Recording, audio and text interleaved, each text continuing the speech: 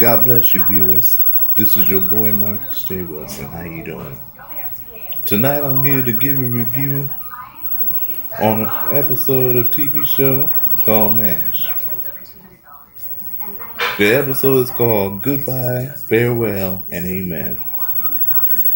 In this episode of MASH, Hawkeye was in an institution after having a nervous breakdown.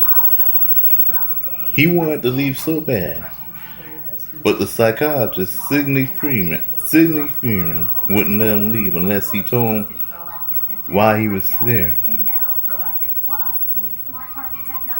BJ even got his papers to go home, but his papers were rescinded due to them needing him back. But this scene was very interesting. The one thing that I find interesting in this episode was the chicken story that Hawkeye told Sidney. Hawkeye told Sidney that he was trying to get this lady to quiet this chicken down on the bus on their way back from their vacation. Come to find out, the lady killed the chicken, but then come to find out, it turned out to be a baby. That's when Hawkeye got upset with Sidney and called him an SOB and asked him why he would remember this.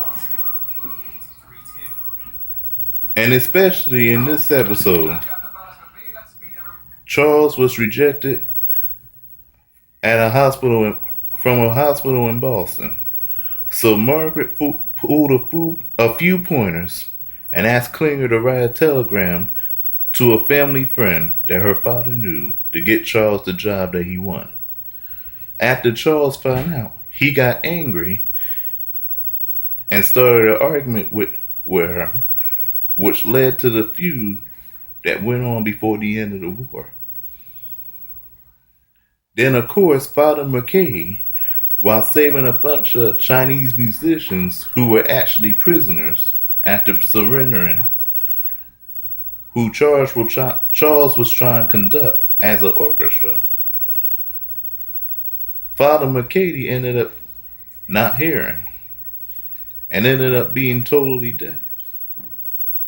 And he told BJ not to tell the other staff members. Then Klinger was trying to help Sue Lee, his wife, find her family. So during this ending, they found out that the war was over. And they were counting up the totals of people that got hurt and wounded and killed during the Korean War. So in this episode, basically, they were talking about their plans of what they were going to do after the war. Of course, Colonel Powell's plans led to the spin-off after MASH, along with Klinger, his wife Sue Lee, and of course, Father McKay.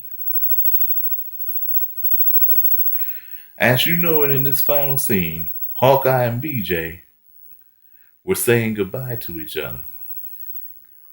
But first I gotta tell you, before Margaret even left, she and Charles apologized and made peace with one another. In this finale of MASH, they all got together before they all said their goodbyes. Klinger even got married. Of course, remarried again, because he had another wife named Lorraine who left her for another friend of his. But in this finale of this episode, all the cast members were together. Even out of character, they said goodbye to each other, whether they were in character or not. Then, of course, Hawkeye and BJ had their last conversation before leaving the set. So BJ rode his bike, and drove Hawkeye to his chopper and gave Hawkeye some advice and told him that he left a note, but Hawkeye couldn't hear him. But then, after the chopper went up, Hawkeye saw the note that BJ had left. So this finale It's like all the other finales, of course. MASH, there was the end of the war, Three's Company, Janet getting married, and Jack moving in with Vicky, which of course led to the Three's a Crowd spinoff.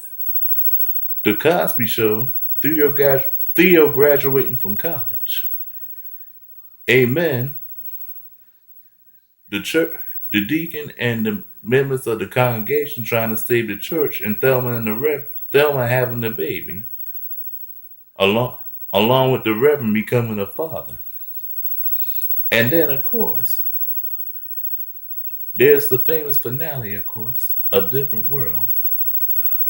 Dwayne ends up moving to Tokyo to do a game at Kanishiwa, which him and Ron were arguing about in most of the two-part episode until they made up, of course.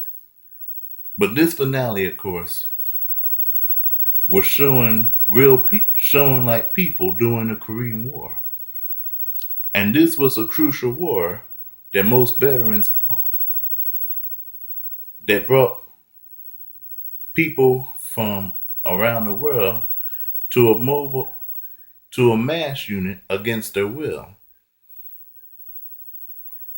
to a platform where killing is most important to save lives. And that's what these people did during the war, especially these characters. Of course, I'm going to read it. Before I go, I'm going to read a passage from Mark the 13th chapter. And it said, "For nation shall rise against nation, and kingdom against kingdom. There shall be earthquakes in divers places, and there shall be famines and troubles. These are the beginnings of sorrow." And that's what happened during the Korean War. So we gotta remember this. Remember, happy Veterans Day. I'll be back on Sunday morning to give my church review on our Young People's Day service. Remember this, and God bless.